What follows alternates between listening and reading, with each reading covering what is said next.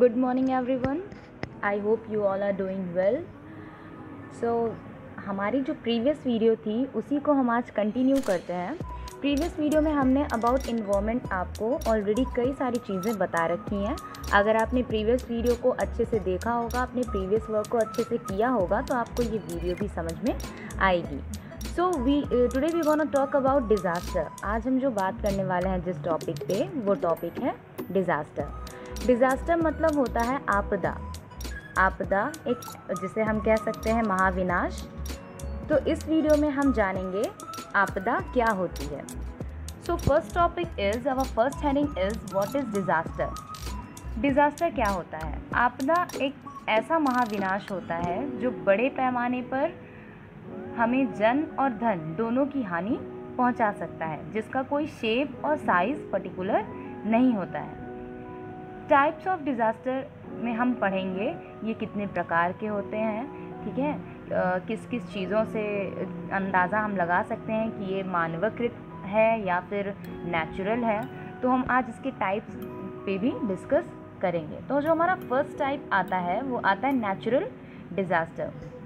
Natural means होता है प्राकृतिक, जिसे हम प्राकृतिक आपदा भी कह सकते हैं, या प्रकृति द्वारा की हुई आपदा, जिसमें हमारा कोई दोष नहीं होता है। वो प्रकृति में आए ऑल ऑफ सडन अचानक चेंजेस से कई सारी चीज़ें होती हैं जो महाविनाश का रूप ले लेती हैं, जिनमें से कुछ चीज़ें आपको देखने को मिलेंगी। जैसे आप जानते हो भूकंप, ज्वालामुखी, सुनामी, चक्रवात, बाढ़, फ्लड, सूखा पड़ना, बादल फटना, भूस्खलन, बिजली गिरना।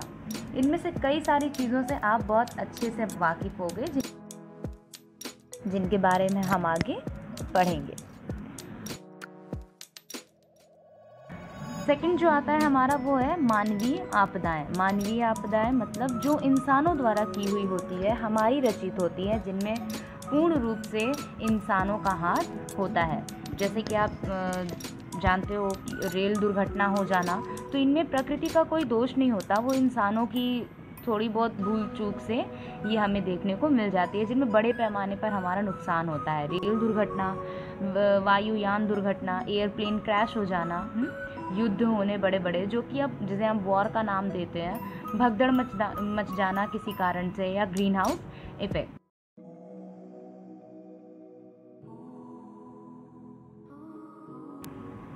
तो आज हम इन्हीं दो टाइप्स के बारे में आपको मैंने इंट्रोडक्शन दिया है। हमारी नेक्स्ट वीडियो में मैं इसके और पार्ट्स को भी डिस्क्राइब करूंगी।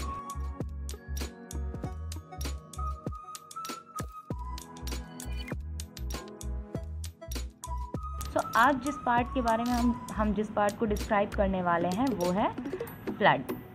ओके, सो आज हम बात करेंगे बाढ़ के बारे में, फ्लड।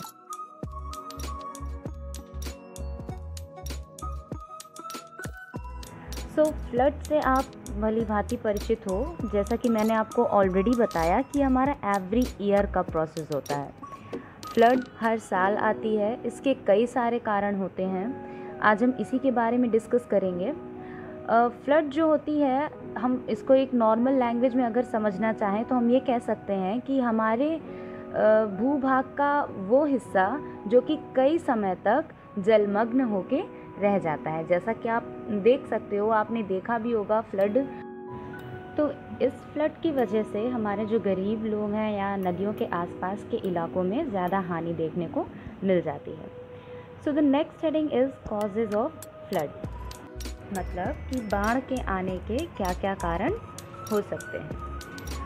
कुछ कारण तो इसमें ऐसे होते हैं जो हम भली भांति जिनको जानते हैं, लेकिन कुछ कारण ऐसे होते हैं जिनका हम अंदाज़ा नहीं लगा सकते और जो अचानक होते हैं, जिनकी वजह से हमें भारी नुकसान देखने को मिल जाता है। आप ऐसे कई सारे न्यूज़ आर्टिकल्स पढ़ते भी होंगे जिनमें बाढ़ के बारे में काफ़ी कुछ चीज़ें आपको पता होती होंगी, जिनसे आपको बाढ़ से अफेक्टेड जो इलाके होते हैं उनके बारे में आपको जानकारी मिलती है। हालांकि समटाइम्स हम इंजॉय करते हैं इन सब चीज़ों को, बाढ़ से प्रभावित इलाकों को देखने भी जाते हैं, लेकिन ये तो वर्ल्ड डिज़ास्टर रिपोर्ट ने भी ये सिद्ध कर दिया है कि जो सबसे ज़्यादा डेथ होती है that are caused by only flood. हम इस चीज़ का अंदाज़ा नहीं लगा पाते हैं कि हमारे फ्लड से अफेक्टेड एरिया में जो लोग हैं उनको कितनी ज़्यादा परेशानी देखने को मिल जाती है। तो क्या कभी आपने ये क्वेश्चन आपके दिमाग में आया है इन सब चीज़ों को देख के कि व्हाट फ्लड इज़ एक्चुअली, या व्हाई डज़ इट अकर्स, ये होती क्यों है, या कैन फ्लड अकर्स एनीवेयर, क्या ये कहीं भी हो सकती है। इन सब चीज़ों के बारे में अगर आपके दिमाग में कुछ भी आया हो तो इसके आंसर्स को मैं आगे आपको रिवील करती हूँ। तो अभी तक आपने फ्लड के बारे में काफ़ी कुछ पहले सुन लिया, लेकिन अब अगर एज अ प्रैक्टिकल वे में मैं आपको बताऊं तो फ्लड जैसे एक ग्लास होती है, उसमें आप अगर एवरेज पानी डालते जा रहे हो, भरते जा रहे हो, लेकिन अगर आप एक लेवल के बाद उसको भरना शुरू करोगे तो वो पानी ग्लास से बाहर आने लगेगा और वो आसपास की जगहों को भिगा देगा या आसपास की जगहों पे पूरी तरीके से फैल जाएगा। इसी तरह होती है हमारी फ्लड। आप जिस तरह से एक ग्लास में पानी भरते जा रहे हो, वो ग्लास उसको नहीं ले पाया, नहीं कवर कर पाया, तो वो बाहर पानी आ गया। इसी तरह जो हमारी नदियाँ होती हैं, नदियों में भी जो उनका एक एवरेज होता है पानी को अपने अंदर होल्ड करने की जो कैपेसिटी होती है, यदि उससे अधिक पानी उनमें जाता है तो वो भी यही करती हैं कि अपने मार्ग से विचलित हो जाती हैं और विचलन के कारण वो अपने आसपास के इलाकों में तबाही का रूप दे देती हैं। इसका सबसे बड़ा जो कारण होता है वो हैवी रेनफॉल ही होता है। हैवी रेनफॉल के कारण जब नदियों में पानी का लेवल बढ़ जाता है, जो कि नदियों की कैपेसिटी से काफ़ी अधिक हो जाता है, जिन्हें वो नदियाँ अपने अंदर होल्ड नहीं कर पाती, वो वाटर उनके अंदर एक्स्ट्रा हो जाता है, जिन्हें हम एक्स्ट्रा वाटर भी कह देते हैं। तो जब एक्स्ट्रा वाटर उनके अंदर होल्ड हो जाएगा, तो जिस तरह से आपने अभी देखा कि ग्लास में उसकी कैपेसिटी से ज़्यादा पानी होने पर वो पानी बाहर आ गया, उसी तरीके से जब नदियों के फ्लो में, उनके निरंतर फ्लो में अगर एक्स्ट्रा वाटर ऐड हो जाता है तो वो पानी बाहर आकर अपने इर्द गिर्द के ड्राई लैंड पे वर्क कर देता है। जिस तरह आपने ग्लास से पानी को निकलते देखा, उसी तरीके से यहाँ पर नदियाँ जो उनकी जो सीमित एरिया होता है उससे बाहर आ जाती हैं, जिनसे जो ड्राई एरियाज़ होते हैं उनमें वो बाढ़ का रूप ले लेती हैं और उन लैंड्स पर जो बसे हुए होते हैं लोग, तो उसमें उनको काफ़ी ज़्यादा दिक्कत हो जाती है। तो इस तरीके से हम इसका एक पर्टिकुलर डेफिनेशन ये दे सकते हैं कि a flood is a natural event which occurs when a piece of land which is otherwise dry suddenly gets submerged under water।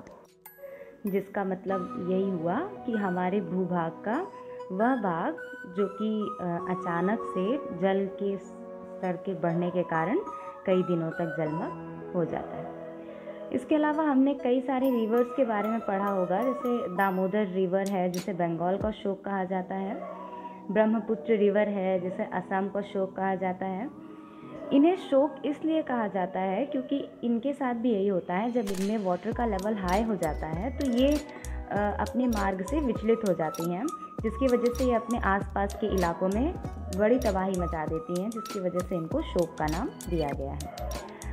Flood जो होती है, फ्लड के कारण हमारी जो इकोनॉमी है, फ्लड से कई सारी दिक्कतें हमें देखने को मिल जाती है। हमारा इन्वायरमेंट बहुत बुरी तरीके से प्रभावित हो जाता है, पेड़ पौधे, पशु पक्षी, हमारे एनिमल्स, पीपल्स, इकोनॉमी मतलब हमारा जो पैसे का स्तर है, सब कुछ में काफ़ी हानि हो जाती है। चीज़ें को वापस से सेट करने के लिए, वापस से उसे सब कुछ अच्छा करने के लिए भी हमें काफ़ी सारे पैसे की आवश्यकता हो जाती है। तो गवर्नमेंट इसके लिए स्कीम्स भी निकालती है, गवर्नमेंट हर तरीके से हेल्प करती है। यहाँ पे आपको देखने को मिल जाएगा कि what are the causes of flood, जिसमें आपका पहला रीज़न जो मैंने आपको बताया, रेनफॉल, जिसके डिस्ट्रीब्यूशन, इंटेंसिटी, वॉल्यूम, मतलब कहाँ पर कितनी बारिश हो रही है, कितनी ज़्यादा सेंटीमीटर्स में हो रही है, कितने कम सेंटीमीटर्स में हो रही है। तो इसकी वजह से ज़्यादा होती है तो भी हमें बाढ़ आने का खतरा होता है, और कम हो जाती है या नहीं होती है तो उससे भी हमें दिक्कत देखने को मिल जाती है। जैसे कि आप देख रहे हो कि अगर वाटर लेवल बढ़ जाता है तो रेनफॉल होने से किस तरीके से हमें दिक्कत हो जाती है। नेक्स्ट जो है वो है हमारा ग्लेशियर का पिघल जाना। जैसे समुद्र में या फिर हमारे पहाड़ों पर, बड़े बड़े पहाड़ों पर जो पर बर्फ़ जमी होती है, अगर गर्मी ज़्यादा हो जाती है या ग्लोबल वार्मिंग बढ़ जाती है, जिसकी वजह से वो बर्फ़ जो होती है वो पिघलना शुरू हो जाती है। जब वो बर्फ़ पिघलने लगती है तो वाटर लेवल हाई हो जाता है, जिसकी वजह से बाढ़ आने का खतरा हो जाता है। सो नेक्स्ट पॉइंट जो है हमारा वो है लैंडस्लाइड। लैंडस्लाइड से भी बाढ़ आने का खतरा बढ़ जाता है, क्योंकि अगर बड़े बड़े पहाड़ी इलाकों में अगर आसपास कोई नदी है और कोई पत्थर वगैरह या मिट्टी जाने से वाटर लेवल हाई हो जाता है तो उससे बाढ़ आने का खतरा बढ़ जाता है। नेक्स्ट है डैम फेलियर। आपने देखा होगा बड़ी बड़ी नदियों के ऊपर बांध बने होते हैं। अगर उन बांध में किसी प्रकार की कोई कमी आ जाती है या फिर कभी कभी बांध अगर वो टूट जाता है तो उससे भी जो पानी का लेवल है वो एक बारगी बढ़ जाता है, जिससे आसपास के इलाकों में क्षति हो जाती है। नेक्स्ट है हमारा क्लाउड बर्स्टिंग, मतलब बादल का फट जाना। आप इसको बहुत अच्छे से वाकिफ़ होंगे। अभी आपने रिसेंटली कुछ ईयर पहले केदारनाथ और बद्रीनाथ वाला केस आपने देखा होगा। वहाँ पे भी यही हुआ था कि अगर बादल एक दूसरे से काफ़ी स्पीड से टकराते हैं तो अचानक से वो फट जाते हैं, जिससे वाटर का लेवल बढ़ जाता है। नेक्स्ट हमारा आता है सुनामी या साइक्लोन। पानी में साइक्लोन का बनना, बड़ी बड़ी वेव्स का बनना, जैसे सुनामी का रूप आगे ले सकता है। इससे भी बड़ी बड़ी लहरें जो होती हैं वो आसपास के इलाकों को पूरी तरीके से अपने अंदर जलमग्न कर लेती हैं। तो ये कुछ एक्स्ट्रा हमारे कॉजेज़ हैं, जैसे हमारा storm surge, cyclone, tsunami, high tides, dam failure, melting glacier, जिनके बारे में मैंने पीछे अभी आपको बताया। तो ये सब अदर रीजंस हैं या फिर जिन्हें हम कह सकते हैं मेन रीजंस हैं जिनसे बाढ़ आती है। सो यहाँ एक क्वेश्चन और पुटअप हुआ था, कैन फ्लड्स हैपन एनीवेयर? क्या ये बाढ़ कहीं भी आ सकती है? तो आप जैसा कि देख रहे हो हायर ग्राउंड से लोअर ग्राउंड में कहाँ पर इसका खतरा ज़्यादा हो सकता है। तो आप जाहिर सी बात है कि हायर लैंड से लोअर लैंड की तरफ ये जो फ्लड्स होती हैं वो जाती हैं। इसके अलावा आप देख सकते हो कि ओपन एरिया जहाँ पर ग्रीनरी हो, जहाँ पेड़ पौधे होते हैं, वहाँ पे बाढ़ आने का खतरा कम होता है, क्योंकि आपको पता है कि जो पेड़ की रूट्स होती हैं वो पानी को होल्ड करने में बहुत ज़्यादा सहायक होती हैं। उनकी अपेक्षा शहरों में बाढ़ आने का खतरा ज़्यादा होता है। So you can also write down these points in your copy. आप इससे संबंधित जो भी आपके क्वेश्चंस हैं वो आप पुटअप कर सकते हो। एंड आई होप आपको ये समझ में आया होगा। इससे रिलेटेड जो कुछ भी क्वेश्चंस होंगे वो आपको PDF फॉर्म में अवेलेबल हो जाएंगे। So guys that's all for today.